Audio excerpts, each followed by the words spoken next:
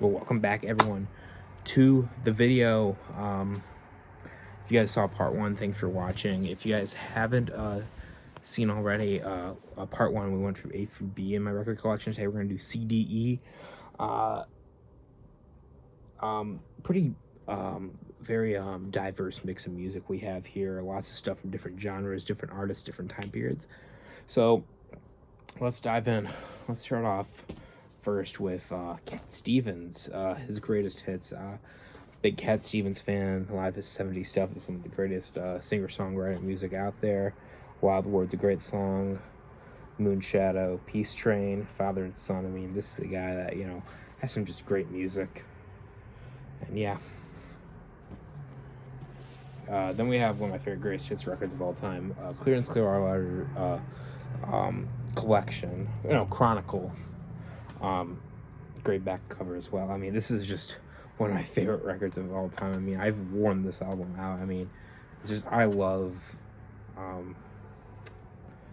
Clearance Clearwater Revival. I have not really an album band. I mean, they do have some good, records. I mean, Bayou Country's probably my favorite record from them. Green River, Cosmo's Factory. I mean, some great stuff. But the greatest hits. I mean, if you really want a good introduction, greatest hits is where it's at. I'm not necessarily the guy that recommends the greatest hits. Then we have Cream. This is Wheels of Fire. I love this record. First side is studio recording, but the second side with the live tracks. I mean, that cover of Spoonful is very good. And Toad is a 15-minute drum solo. Now I don't really listen to that record. I mean, it kind of leaves it out, but I do, and it kind of leaves the album off on like a bit of a sour note. But Ginger Baker is an incredible drum guy. So yeah, I don't know what to say. Good album.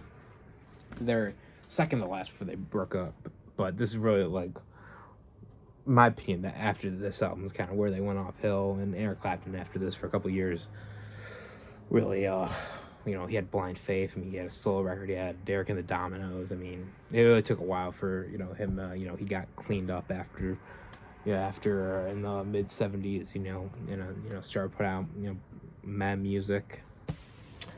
Crosby, Stills, Nash and Young. This is Deja Vu. I just got this record recently. I mean, this is one of the classic records of all time, and I've had this. No, this is a record that I've had for a couple years now. This is a Record Store Day release. This is a Deja Vu Alternatives, which is just Deja Vu, but a bunch of like different versions. So like a different mix of like Carry On, or like Take Two of 4+20, or there's even like some bonus stuff, I believe. So yeah, very interesting record if you want to hear some alternate versions. Then we have, I just got this record, so it's still unsealed, but one of my favorite jazz records of all time, Time Out by the Dave Brubeck Quartet.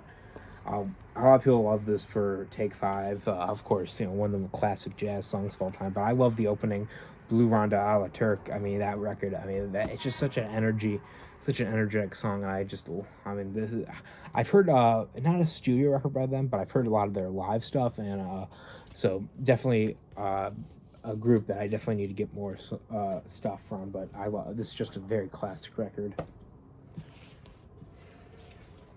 The Doors. This is a debut record by The Doors. In my opinion, their best record. I mean, opens with Break On Through. I mean, Soul Kitchen, Crystal Ship, 20th.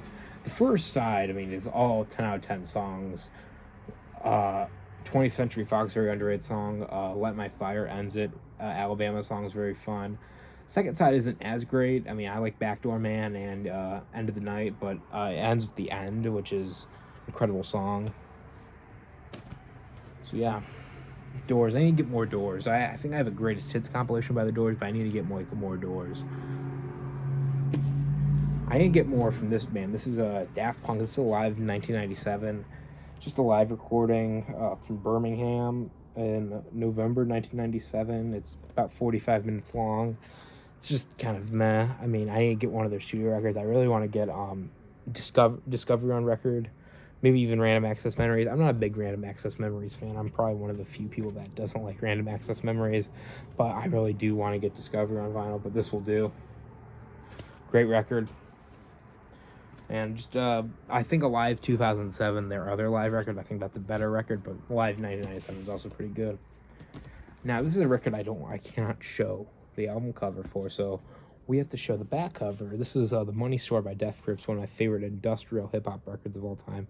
Death Grips is probably my favorite record of all time. In fact, I wonder if I can show the album cover. Just, I have to censor so much stuff that I'm just not going to show it to you guys. But it's one of the greatest records of all time. If you've spent any time online the last 10 years, I mean, you know about the album, this impact, the first 10 out of 10 record from Fantano. So, classic record. Hacker is one of my favorite closing songs in music history.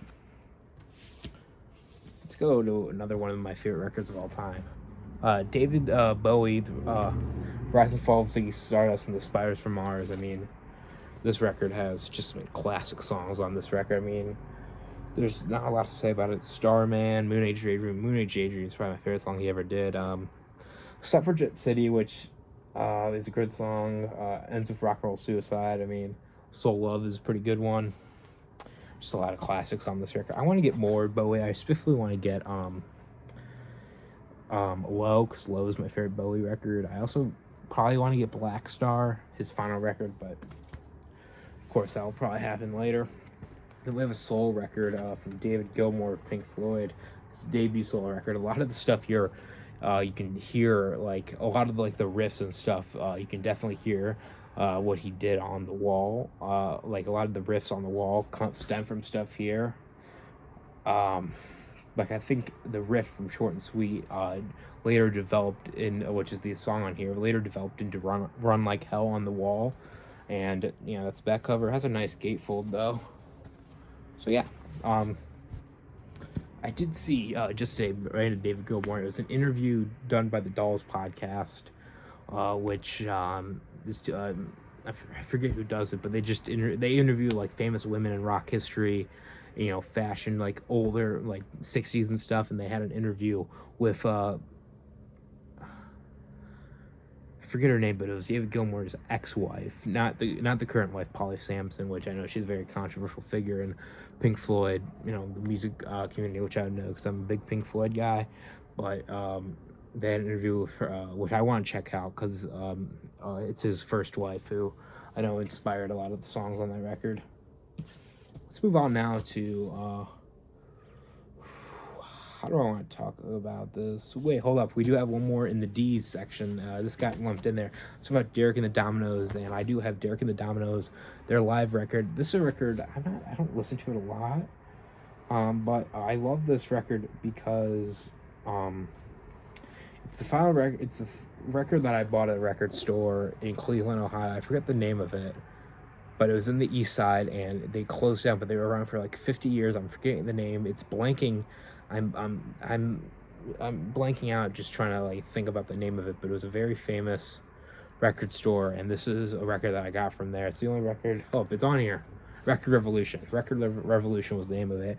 Very famous record store. It closed down a couple of years ago, but I mean, this is just a classic record. Now let's get to the E's, okay?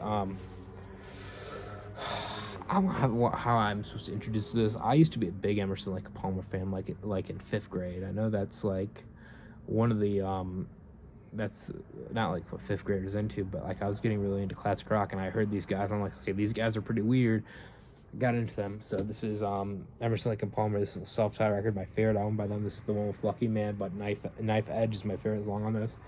I will say, the Three Fates, which is up side 2, is a pretty bad song. I don't even think it's a song. It's just, like, them doing, like, organ stuff. So, yeah. Cool album cover, though. I think it's supposed to be, like, when you open the gatefold, like, it's supposed to be, like, it shows the piece, because you can see, like, an ear here, and then there's a face. So I think it's, like, supposed to, like, open up. The thing is, there's no gatefold, so, yeah. And then I do have their greatest hits record. There's some good stuff on here. It has Carnival 9, it has Lucky Man, it has their cover of Peter Gunn, which is really good. I like how you can see on the back all the records they're from. I used to have a Love Beach on record, but thankfully I sold that record because that album is crap. Anyone that knows anything about prog rock knows about how Love Beach pretty much killed prog rock as a genre. So yeah, I'll Also, very weird album cover. I like how like they're all listening to the records, which I don't know anyone nowadays that's listening to this band. Then we have a couple more Emerson, Lake and Palmer's. This is Tarkus. This is probably their most well-respected piece. The opening song, Tarkus, is one of their most respected, and the rest of the album is pretty crap. In my opinion, that's a pretty cool. The song Tarkus is a 20-minute epic that tells the story about like an armadillo tank that like wrecks humanity. I guess it's been a while since I've re-listened to it. It has like water damage and stuff. So yeah, I mean, cool album art, but the second side leaves a lot to be desired. I mean, I like Tarkus a lot, but I think "Are You Ready, Eddie" is the only song on the second side which I listened to. That was my favorite Emerson, Lake and Palmer album. Pictures at an Exhibition. Actually, this is the front cover. I mean, this record, they took a ballet piece and they turned it into a rock album. It ends with their cover of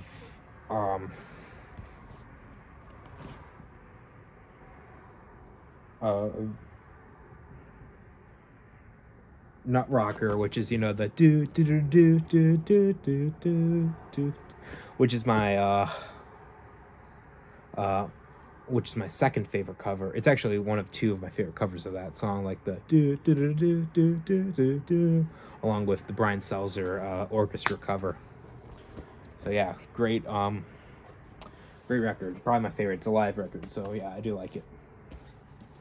Now we're gonna go to one of my favorite songwriters of all time, R.I.P. to the legendary Elliott Smith. This is his first record, often regarded as his worst. I don't know why. The opening song, Roman Candle, I love, but the rest of it has a lot of just kind of mess stuff. I mean, there's some good songs, but like nothing that like I like Condor Avenue, but the rest of it it's just kind of fine, except for Kiwi Mad Dog 2020, which is a song I can actually remember because I just don't really care for it. But not a bad record by any means. Just like, I think Roman Candle, the song, like holds up as like one of his greatest songs he ever written. But like, I don't think the rest of the record I come back to a lot. But still,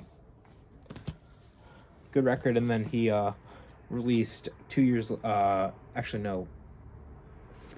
later, his final indie record.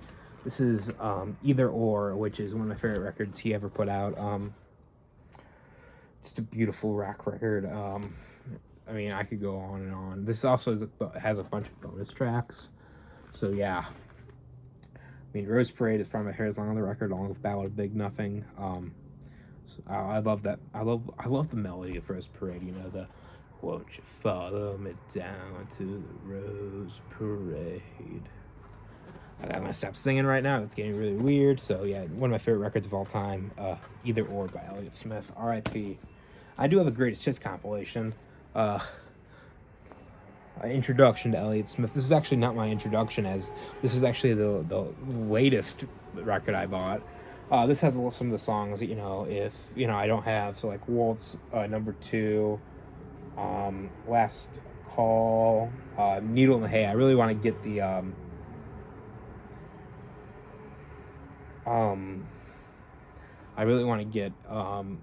the self-titled record, which came out before Either Or, and I also want to get Figure 8, which is his last record he put on in his lifetime. I don't care for... I forget the album name that like he put out. It's the record with Waltz number 2. Is it called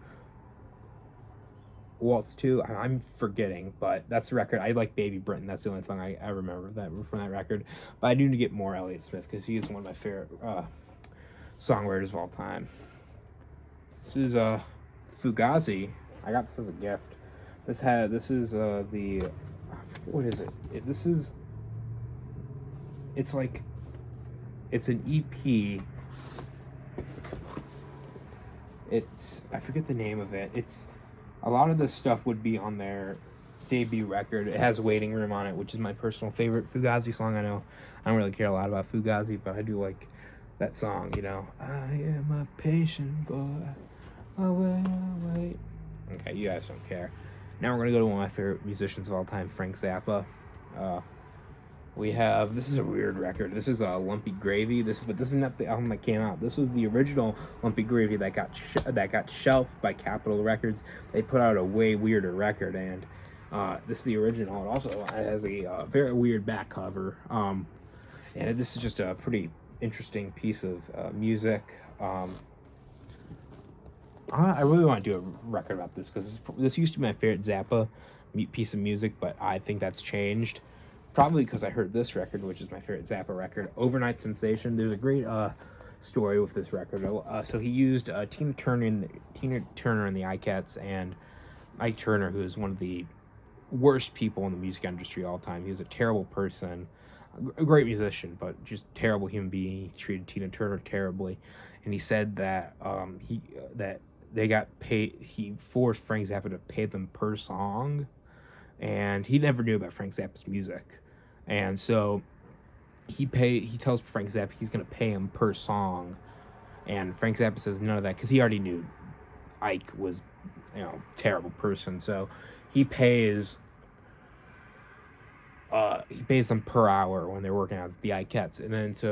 And the song Here Montana, where Tina Turner had to hit these really high notes, and she was super proud that she was able to hit them. So she invites Ike to hear it. And Montana, if you guys don't know, is a song about a man who moves to Montana to go grow and sell dental floss, which is a weird song. I just want to, it's a weird song. Also, I'll talk about it while I show you guys the inner sleeve.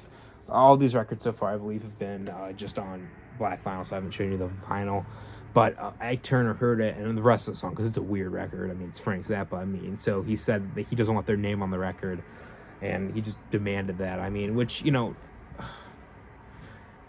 I understand, being weirded out by Frank Zappa, but it's Ike Turner, and he's a terrible human being. So, yeah, that's Overnight Sensation, great record. This is Mother Mania, the best of the Mothers and Inventions. This is all the early stuff. This has some great songs on it. I like the song on here, Brown Shoes Don't Make It. Also a great album cover, just a lot of showing off their mouths, which is one of the weirdest songs I'll ever hear. Call Any Vegetable is also a good song, though I like the live version. That song, that was, I forget, I think it was on the Fillmore West live record, but it also might just be out there. But there's a really good live version of that record. Let's move on to something a little more weird. This is Cosmogram by Flying Lotus, a very psychedelic record, a very beautiful sounding record. I think this might be on colored record, and it is. We've got some gray vinyl. Very Tom York is on a song from this, so if you guys are into Radiohead, I guess check it out, though it's very different from Radiohead. Let's see if we got some beautiful artwork. And this one also on a gray. So if you guys are at all interested in some weird psychedelic, experimental stuff, I'd highly recommend this record. It's very electronic, very just a very good record. Flying Lotus, one of the greatest producers modern day age, so highly recommend if you would listen to this music. Now we're going to continue with the Fs, only two more. This is a record that when I first heard it, I loved it so much that I got the vinyl, and I don't really care for it now, except for a couple songs. This is Fetch the Bolt Cutters by Fiona Apple. This one got a Pitchfork 10 out of 10 from when it first released. Not my favorite Fiona record, but still a pretty good record. I Want You to Love Me, Shamika, which is probably my favorite song on the record. I like Heavy Balloons and On I Go as well, but very, very solid record, and it also came out during quarantine, and it's a very lo-fi record, so I understand why I got so much love. And then we're going to end it off with a great band. This is a Flaming Lips Greatest Hits Volume 1. This has a lot of the classics, like She Don't Use Jelly, Do You Realize, Yoshimi Battles the Pink Robots Part 1, just my favorite Flaming Lips song. So yeah, a lot of classics on this record. Obviously, if you guys are into any of those records, I highly recommend you check them out. So we got the C, D, E, F. So I forgot. We went all the way to F. I think we can go. Probably we can go G through M. G. Because I don't have too many in between for the So I think we could do G through M the last time, though we might not. So I'll catch you guys on the next episode. Hope you guys enjoyed part 2 of my record collection. We're only starting right now.